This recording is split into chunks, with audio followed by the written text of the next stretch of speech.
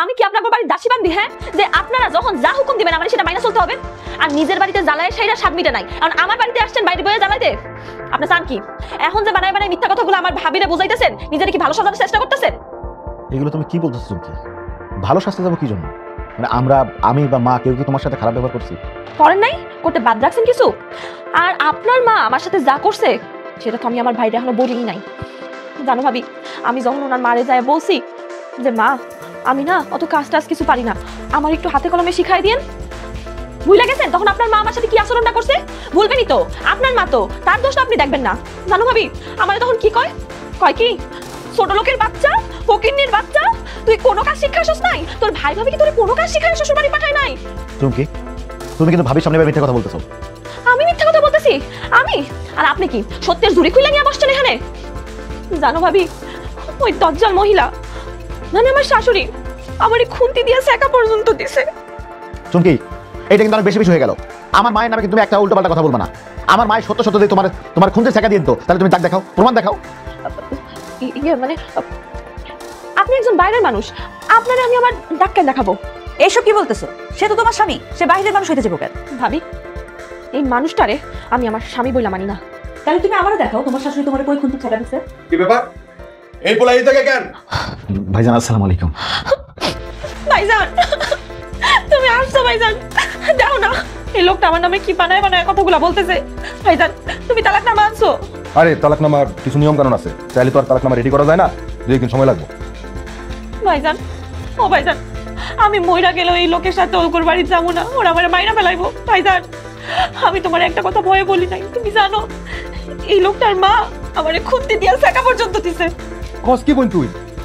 তাহলে তো আর কোনো কথাই থাকতে পারে না। এই আমার এই বোনটা মাত্র 7 দিন হয়েছে তোদের বাড়িতে গেছে, এর মধ্যে তুই শেখা দিয়ে দিলি? আরে আমার বোনটা যদি 6 মাস তোদের বাড়িতে থাকে তাহলে তোরে মাইনা ফেলাবি?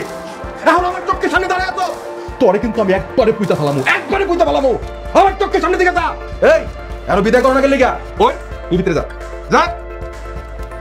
আমি বাইরে থেকে আইছি, ক্ষুধা লাগছে, তাড়াতাড়ি খাউন রেডি করো, তুই তাড়াতাড়ি বিদায় হও, বিদায় করো। তুমি নাস্তা বানাও নাই? কেন বানাবো? ও মা, নাস্তা না বানালে সকালে খাবো কি? আমি কি এই বাড়ির দাসী বান্দি? মানে যার যার নাস্তা শেষে বানায় খাও, আমি নাস্তা বানাইতে পারবো না। কেন পারবে না? আমি এবারে না তা করি না, আমি কোনো কাজ করতে পারবো না, এটা আমার শ্বশুর বাড়ি। আমার শ্বশুর বাড়িতে আমি কেন কাজ করবো?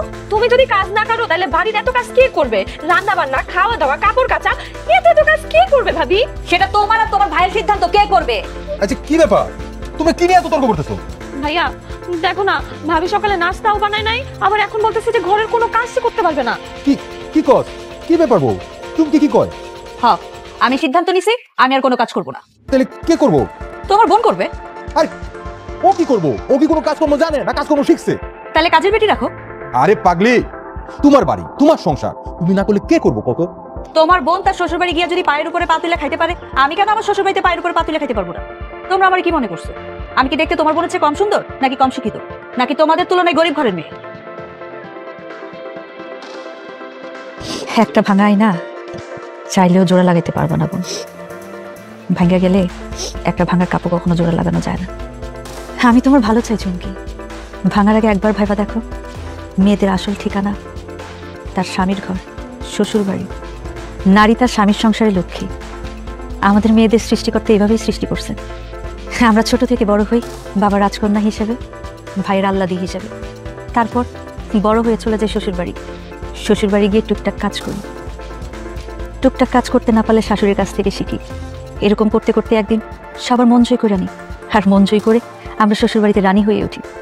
একটা সময় শ্বশুর বাড়িতে আমরাই রাজত্ব করি। এই আমারে দেখো, আমিও তো আমার বাবার রাজকন্যা হিসেবে বড় হয়েছি।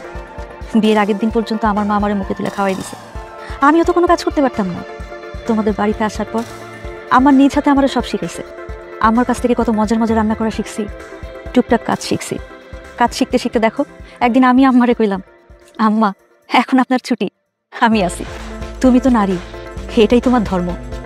এক স্বামীর সংসার করতে পারাটা গর্বের বোন। একবার ডিভোর্স দিয়া দেখো দুনিয়া কত কঠিন। তখন সবাই তোমার ডিভোর্সি হিসেবেই দেখবে, কেউ হিসাব করেও দেখবো না তুমি মাত্র 7 দিন স্বামীর সংসার করছো। আর তোমার ভাই যে তোমার এত আহ্লাদ করে, তার কাছে তুমি বোঝা হয়ে যাবে। সংসারটা ভাঙার আগে একবার চিন্তা করে দেখো।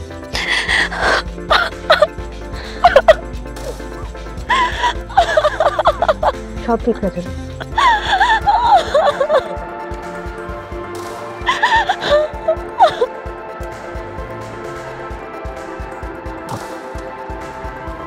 তুমি তুমি এখানে আসছো কেন?